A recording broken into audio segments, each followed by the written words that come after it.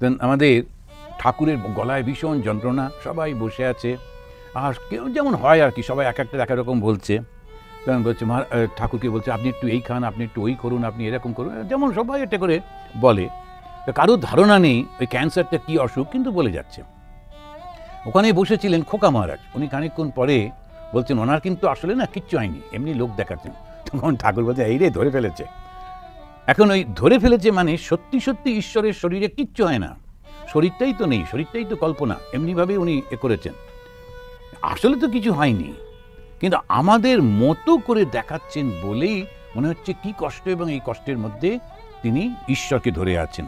তো শ্রীরামকৃষ্ণ তিনি তাকে বলছেন অবতারকে চেনা বড় কঠিন, অবতারকে চেনা যায় না, কেননা এমনভাবে ব্যবহার করে একদম মানুষের মতো, তো সেজন্য চেনা যায় না।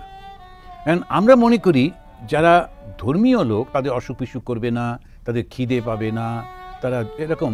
পাওয়ারি বাবা, পাওয়ারি মানে হচ্ছে, পাও মানে হচ্ছে হাওয়া, তো হাওয়া খেয়ে যিনি বাঁচেন, পাও আহারি, যিনি হাওয়া খেয়ে বাঁচেন। আচ্ছা, হাওয়া কেউ বাঁচে কখনো সম্ভব?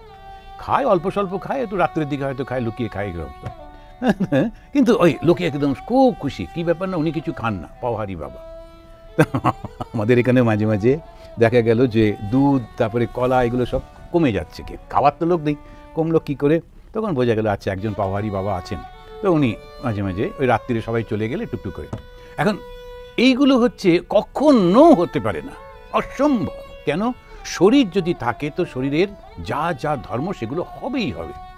তো সেই জন্যে খিদে পাবেই পাবে, সে যত বড় মহাপুরুষ হোক না কেন, শরীর যদি ধারণ করে থাকেন খিদে পাবে। তবে যোগী যারা হন দীর্ঘদিন অপেক্ষা করতে পারেন বটে, এরকম। তো এইখানেতে ওই জিনিসগুলো না নিয়ে আসলটা, এই জন্য ঠাকুর বলছেন অবতারকে চেনা বড় কঠিন।